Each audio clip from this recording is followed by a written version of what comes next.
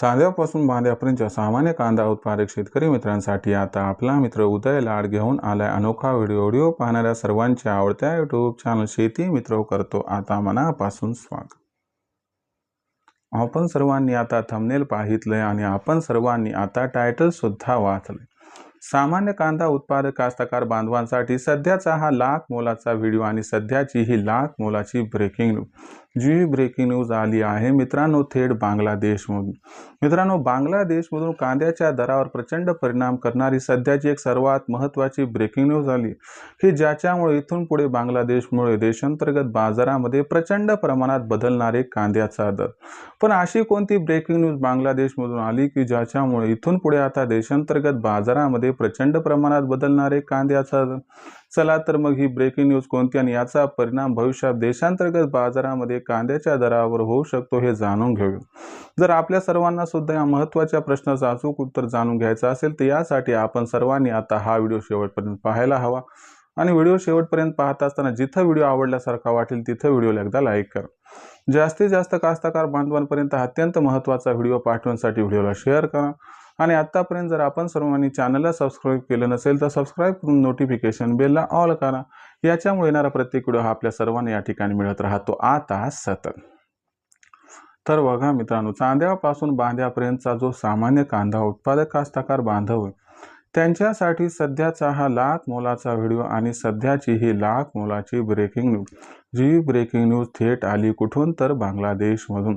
ज्या ब्रेकिंग न्यूजमुळे आता इथून पुढे देशांतर्गत बाजारामध्ये कांद्याच्या बाजारभावात प्रचंड बदल होणार आहे। पण जो सामान्य कांदा उत्पादक कास्तकार बांधव आहे तो भोळा आहे तो भाबडा आहे तो म्हणतोय की बांगलादेशमधून आलेली ब्रेकिंग न्यूज कोणती हे सांगा आणि याचा परिणाम भविष्यात कांद्याच्या दरावरती कसा होणार हे सुद्धा सांगा आणि बांगलादेशमुळे इथून पुढे देशांतर्गत बाजारामध्ये कांद्याचा दर वाढताना दिसणार आहे की मग घटताना दिसणार आहे हे सुद्धा तुम्ही या ठिकाणी सांगा। मित्रांनो या सर्व प्रश्नाची एकत्रित उत्तरं देणार आहे त्यामुळे आजचा व्हिडिओ खास आहे महत्त्वाचा शेवटपर्यंत पहा एवढीच आपल्याला नम्र विनंती। जर आपण सर्वांनी बघितलं तर सध्याच्या कंडिशनला देशांतर्गत बाजारामध्ये कांद्याचा बाजारभाव हा किती दिसतोय। जर आपण सर्वांनी बघितलं तर देशात सध्या कांद्याचा बाजारभाव हा 1000 रुपये प्रति क्विंटल पासून 1500 रुपये प्रति क्विंटलच्या दरम्यान दिसतो। सध्याच्या कंडिशनला भारत हा बांगलादेशला कांदा निर्यात करत आहे अथवा नाही या प्रश्नाचं उत्तर प्रथम घ्या।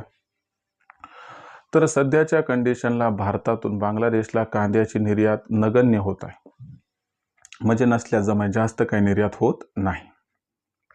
आता बघूयात की बांगलादेशमधून आलेली सर्वात महत्त्वाची अपडेट कोणती। बांगलादेशमध्ये 12 फेब्रुवारीला निवडणुका झाल्या आणि तिथं जे अंतरिम सरकार होतं मोहम्मद युनिसचं ते आता त्या ठिकाणी जे आहे तर पदच्युत झाले आणि तिथं काय की आता नवीन सरकार स्थापन झाले किंवा होणारे असं गृहीत धरा।